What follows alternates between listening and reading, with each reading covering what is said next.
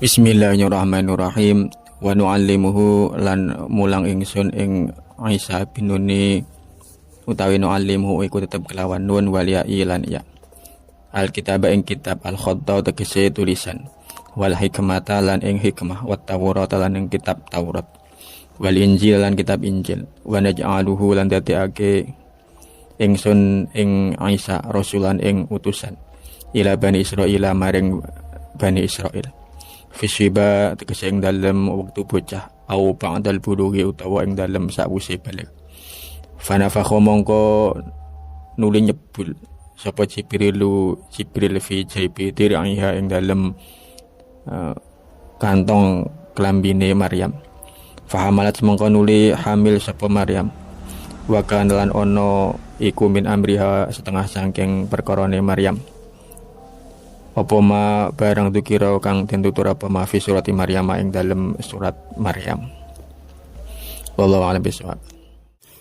Pemirsa yang dirahmati Allah, pada ayat sebelumnya dikisahkan bagaimana malaikat Jibril menyampaikan kabar gembira kepada Maryam bahwa dia akan dikaruniai seorang putra bernama Al-Masih Isa bin Maryam.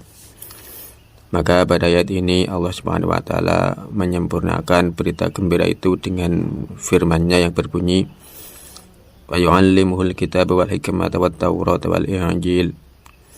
Dan Allah akan mengajarkan kepada Isa kitab, hikmah, Taurat dan Injil. Yang dimaksud dengan kitab adalah kemampuan menulis, sedangkan yang dimaksud dengan hikmah adalah kenabian.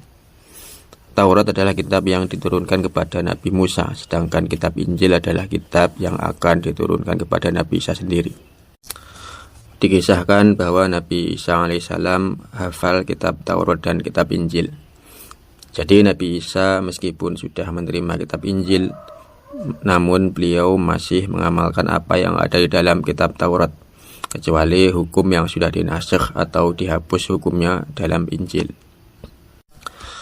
Selanjutnya di awal ayat ke-49 Allah Subhanahu wa taala juga mengabarkan kepada Maryam bahwa nanti putranya akan diangkat menjadi rasul bagi Bani Israel.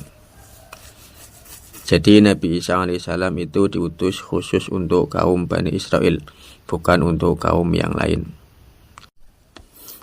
Perlu diketahui bahwa semua rasul sebelum Nabi Muhammad SAW itu hanya diutus untuk kaum tertentu saja.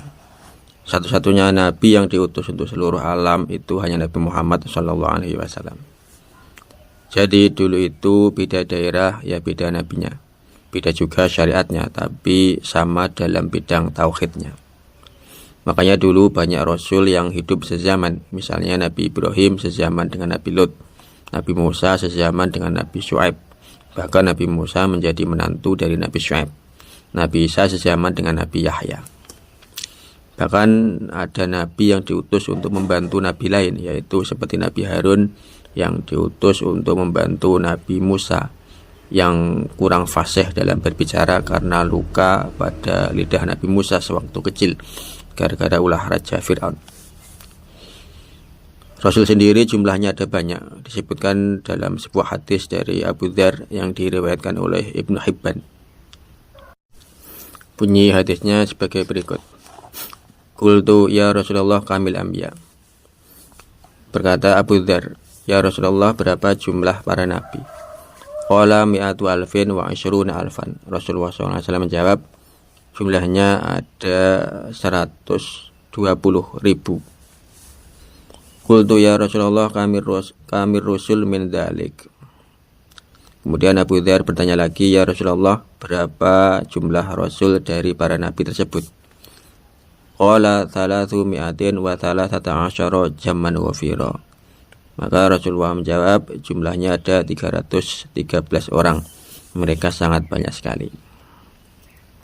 Hadis riwayat Ibnu Hibban, disahihkan oleh Ibnu Hibban. Lalu sekarang perbedaan Rasul dengan Nabi itu apa? Perbedaan Rasul dengan Nabi adalah Rasul itu orang yang menerima wahyu dan dia wajib menyampaikan wahyu itu pada umatnya. Sedangkan Nabi itu orang yang menerima wahyu dan dia tidak wajib menyampaikan wahyu itu pada umatnya. Terkadang malah dilarang menyampaikan pada umatnya, karena wahyu untuk Nabi terkadang aneh-aneh. Seperti contohnya Nabi Khidir yang diperintah oleh Allah Subhanahu wa taala membunuh anak kecil.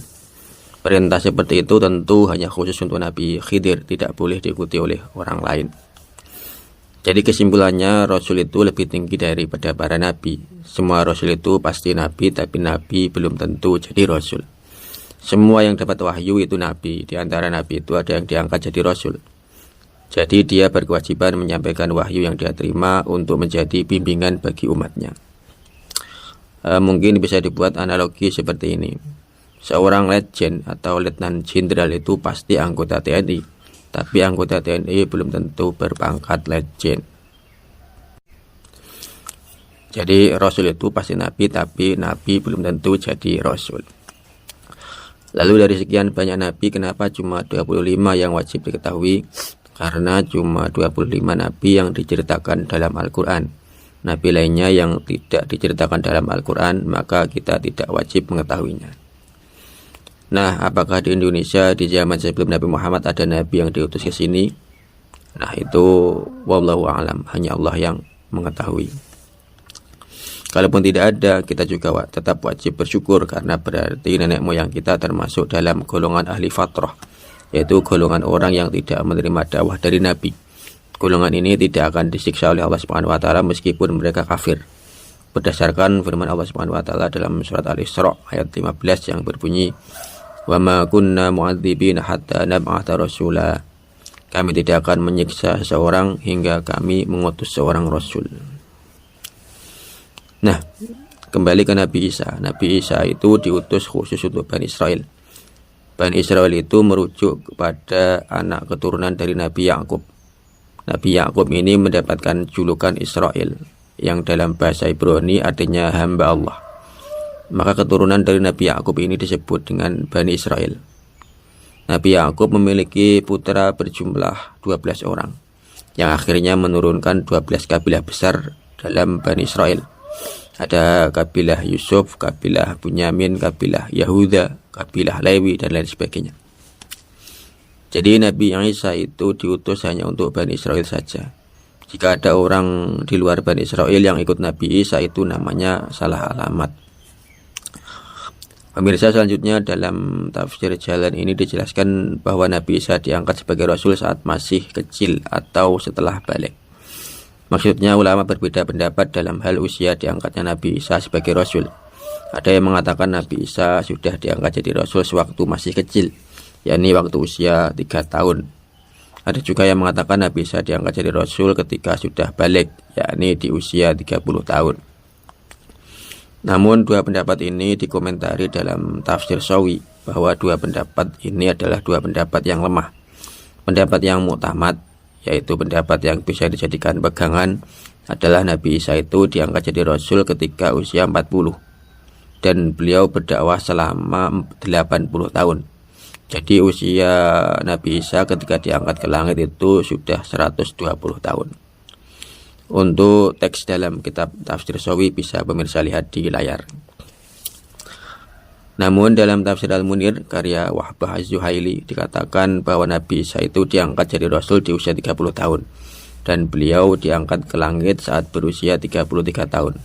Jadi beliau berdakwah sebagai Rasul itu hanya 3 tahun. Teks dalam kitab tafsir Al-Munir bisa pemirsa lihat di layar. Ya, intinya banyak perbedaan pendapat ulama dalam masalah ini.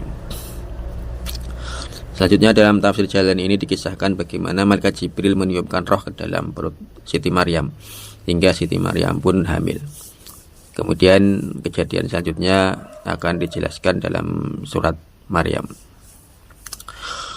Ya pemirsa, sekian dulu kajian tafsir jalan kali ini, mudah-mudahan memberikan manfaat yang sebesar-besarnya bagi kita semua. Amin amin ya rabbal alamin. Jangan lupa di save dan share untuk amal jariah kita bersama. Sekian wallahu a'lam bishawab.